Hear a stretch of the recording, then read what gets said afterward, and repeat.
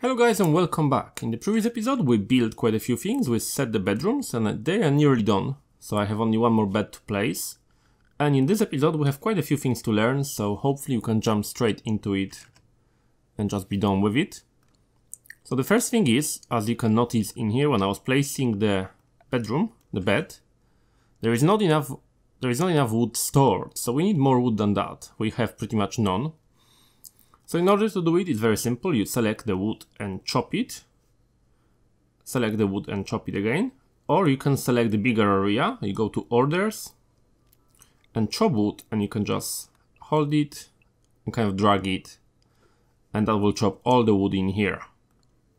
And that's what we're going to do. Also, I finished my research and I will be placing the plant in here very soon. And the next research I'm doing in here now is a stone cutting. We'll be using that very shortly. Solar flare. The intense radiation shoots down all electrical devices. It will happen every now and then. It is a massive pain because it doesn't matter that you have a stored energy. It will shoot your entire, pretty much everything.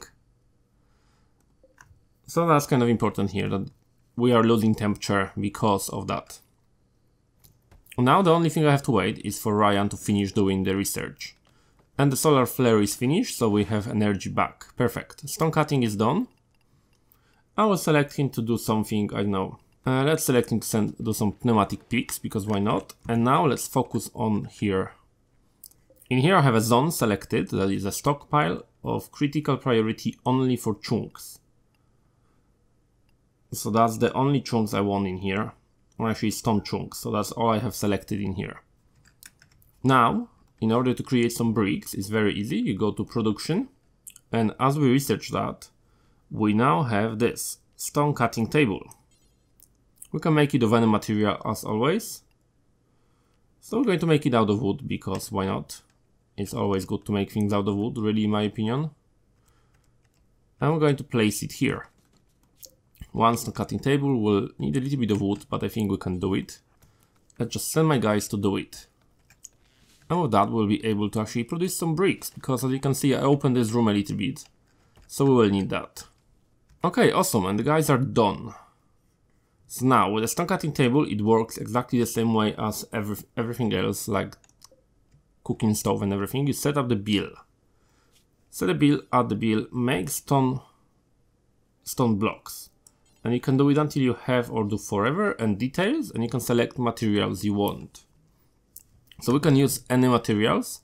So sandstone, granite, lime, slate and marble, because these blocks in here, they're made of different materials. So most of them in here are made from granite. But if you click on this one here, let me find one. Like this, slate chunks. So if you're using them, you will need to have a slate chunk selected. It's a good idea to have selected everything, it doesn't matter that much. Do until you have, and I think it's always a good idea to have quite a bit of them, so about 500 is a good idea to have. That will allow you to produce enough bricks really. So now we need somebody who can do crafting with that. We have one good crafter. Pretty much everyone else is good at crafting as well, but this guy, Ryan, our researcher, is good at crafting. So I think we'll send Brian to craft at level 2 and research at level 3. Everyone else will be doing that. So hopefully somebody will grab the job fairly. He will pick it up and he will make some bricks of it. So as you can see, he works on that and he placed some bricks. So you get about 20 per chunk, which is not bad. And that's granite, and I think they all granite chunks in here. As far as I can tell, they all granite chunks, so that should actually make it quite a little bit easier for us to make the wall in here. So now as they're doing that, I will start working on the walls. Now you have new material, granite blocks. So we can select that. The granite is better because it doesn't burn as like wood. So if there was a fire in here, it would burn out and it would cause some troubles to us. So I think what we're going to do, we're going to drag the wall like this and just have extra this room a little bit bigger and kind of rearrange it a little bit. And that is perfect. People will still be able to use it for research, but they can use it as well as a dining table. So that's kind of handy thing. And now the next thing I would like to focus on, guys, is doing some trading. So let's go here and let's look at things to trade. In Miscellaneous, you have this communication console. It will cost you 200 steel, and it can only be made of steel, so you can't make it of other stuff. We're going to place it in our base. I think here is a good location for it. And we'll be using that for trading. The guys will work on the chairs there as well, as you can see. Just make sure you have enough wood when you order them, something like that. So, okay guys, everything is built now. I built this table in here because you can't. You used to be able to use the chairs on this room in here. That's no longer the case. Your guys will not use it the way I thought they will. So like when you click on Axel and consume simple meal now, he will take you to the table in here and eat it on the table, so they no longer get a penalty from eating off the floor, which is great. This thing requires you to provide it with energy. So what you want to do for yourself is to go to power,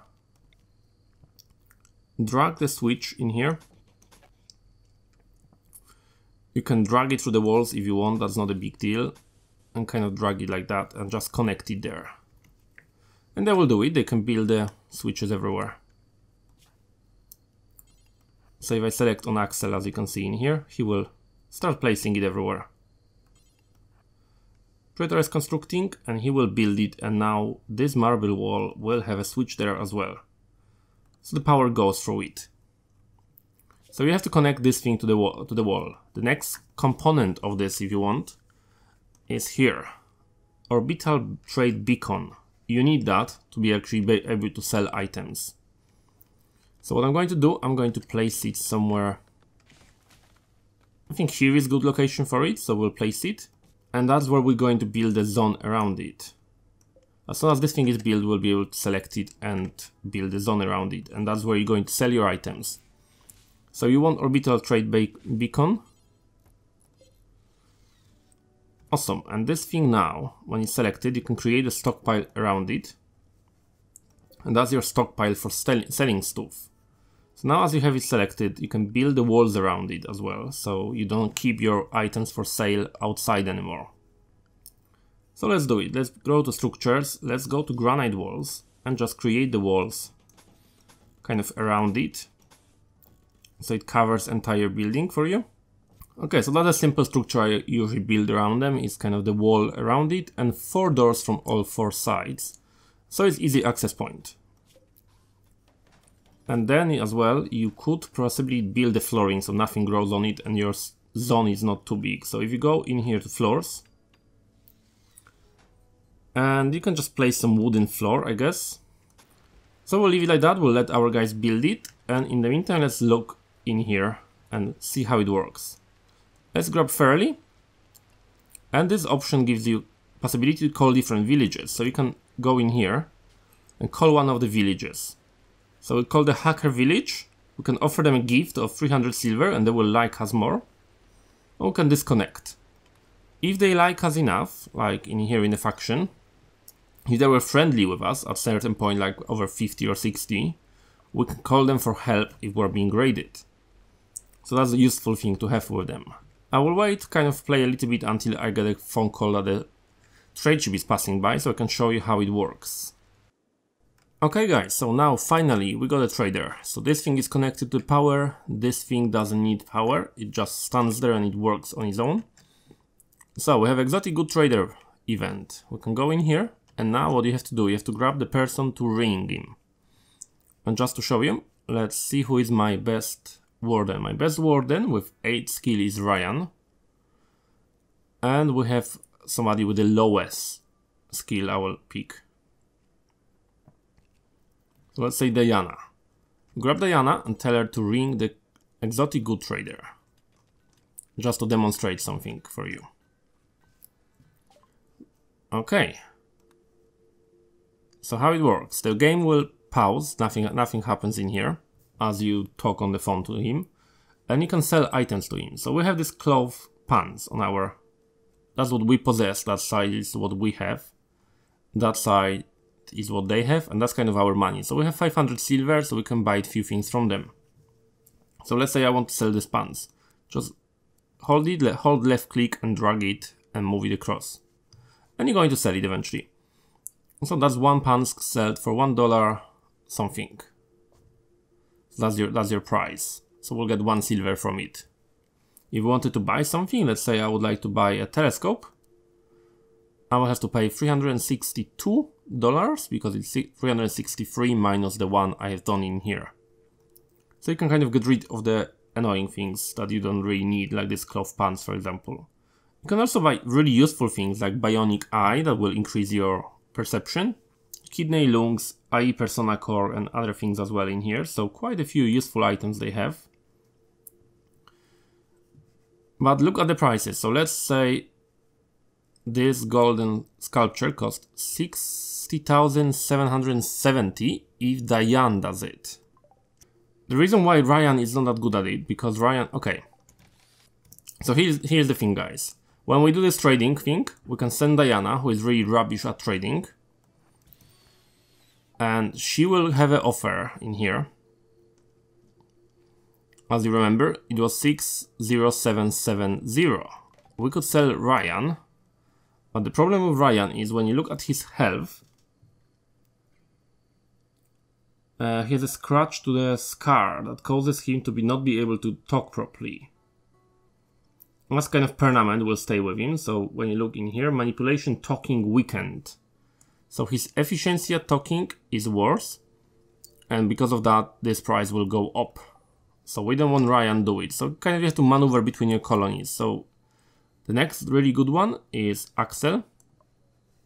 So let's grab this guy and tell him to ring them. He doesn't have any health problems, so that should be fine. And send him across. As you can see, this thing is now massively cheaper. So always use the best colonies during trading. Send your best colonies really to just do your trading, because it will be useful for you. In the long run, you will save a lot of money, especially when you have a lot of items to sell. At the moment, I don't have that many because I didn't really produce many items yet. But eventually, as the game progresses, you will produce more and more goods, and they will sell well. So that's kind of important thing for you guys to remember. Okay guys, I thought that's it in this episode. We learned about trading, we build a beacon, we build a storage in here, and we build a new power plant that we haven't seen. And the table. Tables are important, so remember about that. So for now, thank you guys for watching. I hope you as always enjoyed this episode and you learned something useful, and if you did, let me know in comments what you think about the series so far, and as always, please do subscribe to the channel because I will be making videos daily and you don't want to miss them. Thank you guys for watching, and I will see you guys next time.